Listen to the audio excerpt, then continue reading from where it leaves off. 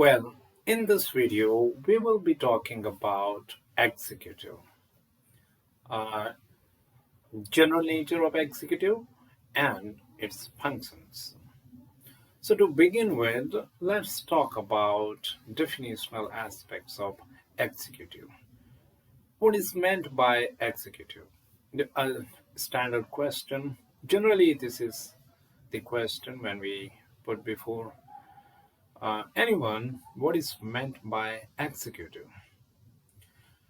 Executive, in its broadest sense, is that branch of government that is responsible for the implementation of laws and policies. Or more commonly, we can say that the term is now used in a narrower sense to describe the smaller body of decision makers who make or who make policy decisions or who take overall responsibility for the direction and coordination of government policy. So, this group of senior figures is often called the political executive, which is opposed to the official executive, and that is called bureaucracy. So, there are two things: political executive and bureaucracy or official executive. Technically, the executive is the branch of government that is responsible for the execution or implementation of policy, as we just said now. So, the division of government into executive, legislative, and judicial institutions has been sustained by a doctrine, and that is the doctrine of the separation of powers. And it has been the traditional basis for analyzing government since the time of Montesquieu. So, from this point of view, there are three distinct branches of government uh, which we can identify for our purposes. There is legislature, they enact legislation, executives, they make implementation process uh, possible for any political system, or simply to say they execute law. And there is something called judiciary. Judiciaries adjudicate on the meeting of law, the meeting point where the interpretation meets execution as well as enactment. So, what is exactly the meeting point? That means, to say it differently, what is the meaning of law? It interprets. In practice, however, the executive's responsibilities tend to be substantially broader as well as more complex. And this complexity is also extended to the composition of the executive. Members of executive have been categorized in one of the two ways. So we can categorize these members in one of two ways. First, we can make a distinction between the political executive and the bureaucratic executive, as we have just seen. This kind of distinction highlights the differences between politicians and civil servants. And more broadly, we can make distinction between politics and administration.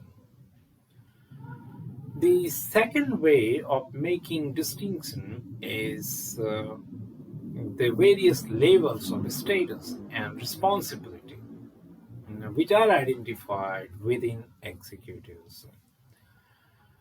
We need to remember that assemblies tend to respect at least the formal equality of their members. Executive branches are typically pyramidal, organized according to a clear leadership structure. So, this is the difference between legislative assemblies, or simply you can say legislatures, and political executives, or simply executive branch of government. When we make distinction between political and bureaucratic or official posts, it is made most clearly in the case of parliamentary executives. And here, difference is made in terms of recruitment, responsibilities, status, and political orientation.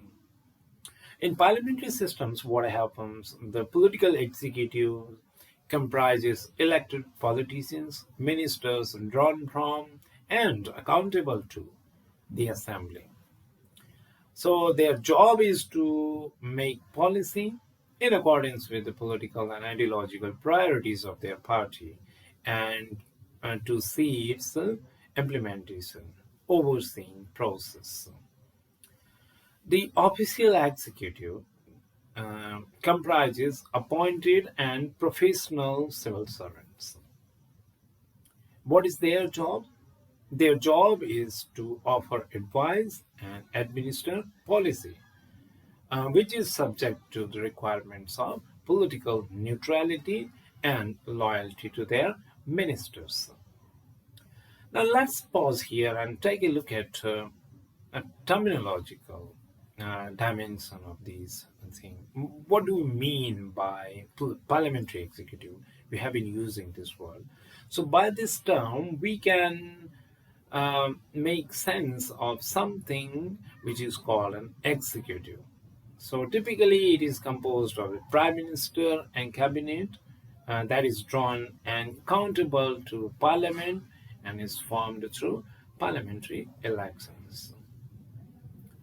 Nevertheless, as we see in parliamentary systems such as those in Australia, Canada, India, and the UK, the political or bureaucratic distinction is blurred.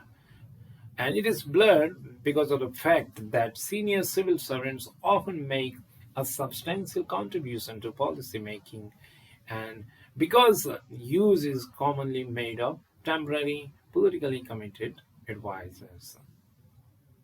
So the overlap between these entities is even greater in presidential executives. In the USA, for example, the president is the only elected politician in the executive. So, what happens in executives? Cabinet members are, in fact, appointed officials, and all the senior and middle ranking civil servants are politically partisan and temporary. In communist societies, what happens? In communist executives, for example, in China and the USSR of old, the distinction is rendered virtually redundant by the all pervasive reach of the ruling Communist Party.